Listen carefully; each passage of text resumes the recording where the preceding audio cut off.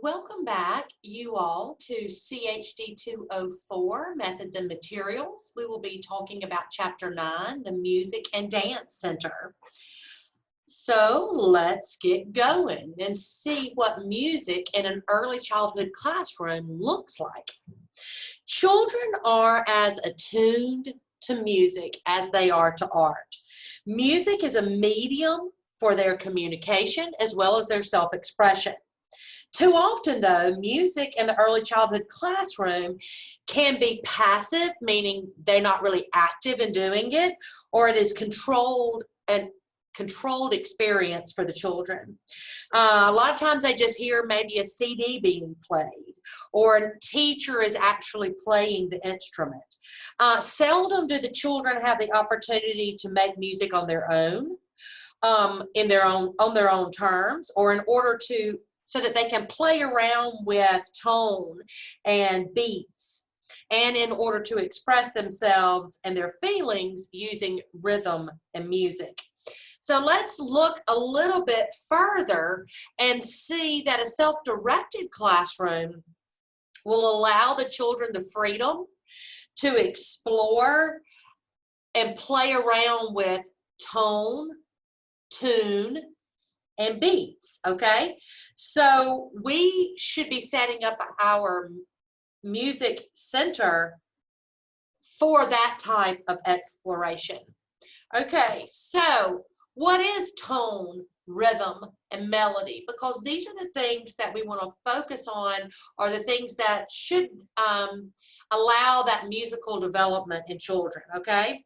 So that is what the elements of music that young children are involved with are tone, rhythm, and melody. So what is tone? Well, tone is the loudness or the softness of music, the shortness or the length, okay, the duration, the lowness or the highness, like the pitch and sound. That is what tone is, okay? Rhythm has to do with how fast or slow the beat of music, okay? And the melody has to do with the particular flow of tone in a certain rhythm, okay? And the interesting thing is that we know that infants are aware of music from the very beginning. Lullabies, think about an infant. We may play a lullaby. It seems to kind of calm them down a little bit. Infants sometimes do that self-regulation or self-calming when they coo. They recognize the tone of their cries, even how loud they are, the pitch of their cries. So one thing too we want to talk about is Howard Gardner. You know, Gardner is the multiple intelligence theorist, and what he tells us is that the musical and rhythmic intelligence is the earliest intelligence that emerges in humans. And reason is that the child's first exposure to music is actually in the womb, where they hear the rhythm, that beat of their mother's heartbeat. And even 2-year-olds will start to attempt to dance to music. They may bend their knees and bop up and down kind of, or swing their arms to the music as they are dancing. They hum, they kind of try to start to sing along. And all this does is show that increasing interest in listening to musical instruments and CDs and making their own music, maybe on like a toy xylophone, a drum, a tambourine, those kinds of things that you might want to have in your music center in your classroom. So music in the preschool years. Here's another thing we know. Preschool children are active listeners of music. They enjoy it, okay? Their increased cognitive and language development gives them much more control, maybe over the mastery of singing, rhythmic responses, okay? They're beginning to kind of understand the basic musical concepts of loud and soft, or fast and slow, okay? Their attention span is getting longer, and so this will encourage their desire to become more involved in actual musical activities.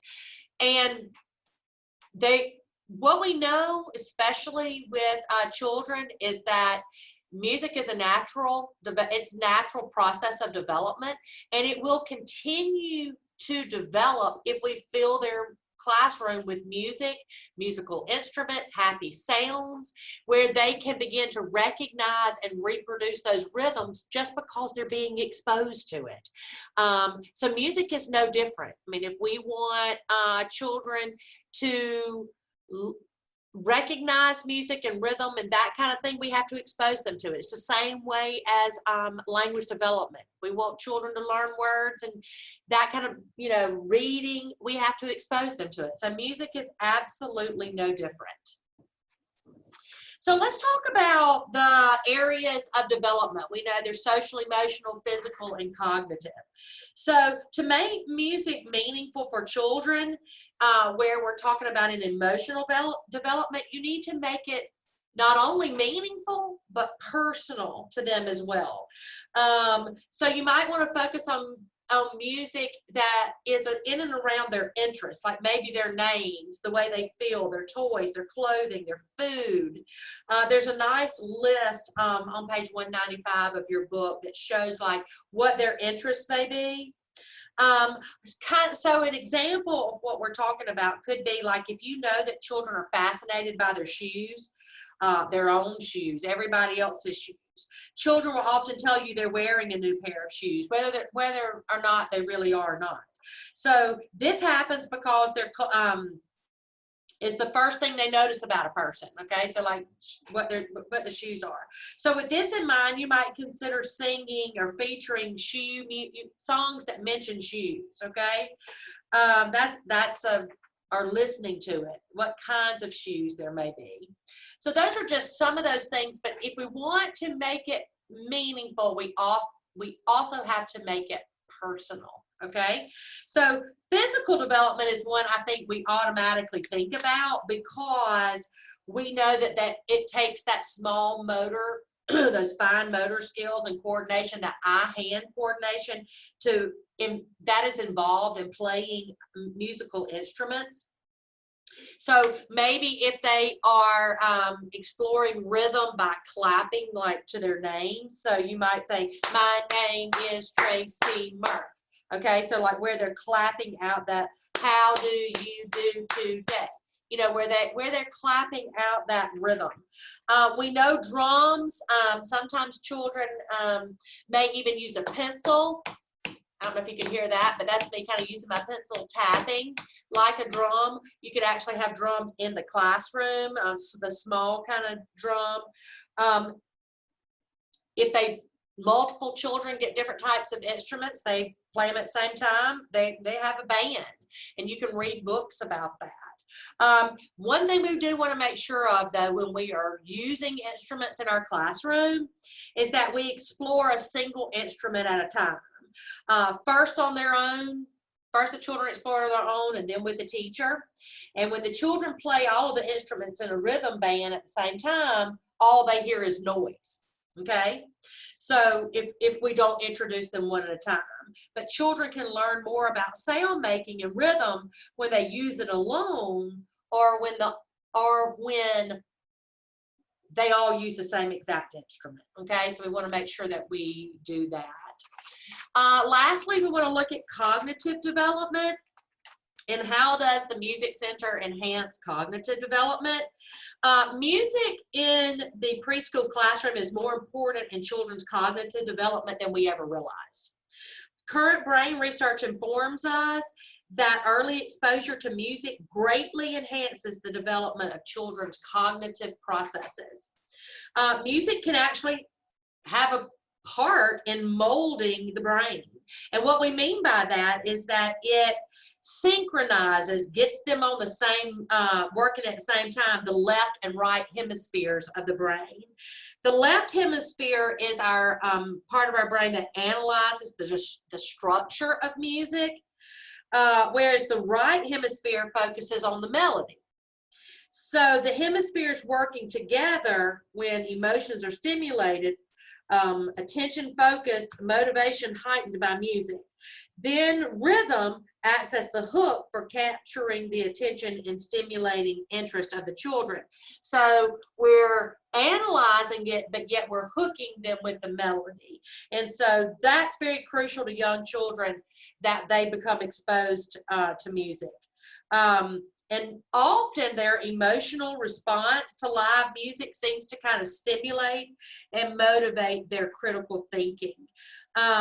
You can almost say that that as children make music, they are constructing meaning, which I think is phenomenal. So what we want to make sure we're doing is that we're using music not just through a CD. A lot of times, like I said earlier, teachers think, well, we played a CD today, that's music.